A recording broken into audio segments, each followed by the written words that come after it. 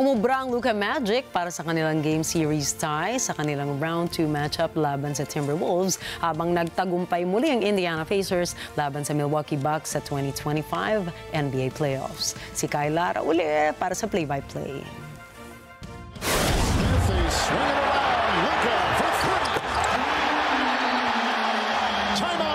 Muling pinatunayan ni Luka Doncic at ng Los Angeles Lakers na hindi sila papayag na mangyari muli ang kanilang Game 1 loss laban sa Minnesota Timberwolves na nagtapos ng final score na 94-85.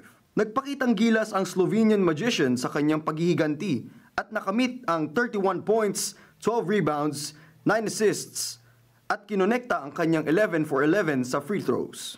Sinabayan nito ni LeBron James at Austin Reeves na mayroong combined scores na 37 points, 16 rebounds at 12 assists.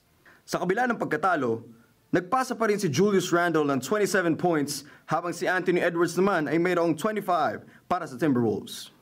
Nakatakda ang kanilang Game 3 showdown ng serya ng April 25 sa Minnesota, ngunit hindi ito mahalaga. Ant-Man step back, Cat with the Wolfpack, Rudy trying to talk smack. Lakers in 5.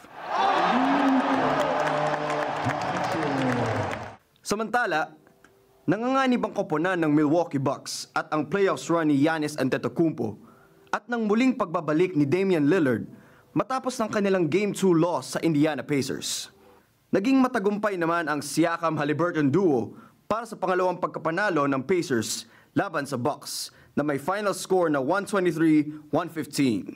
Nagkamit si Captain Clutch Haliburton ng 21 points at 12 assists kasabay ni Spicy P. Siakam na may 24 points, 11 rebounds at isang crucial 3-point dime para sa huling takbo ng Pacers.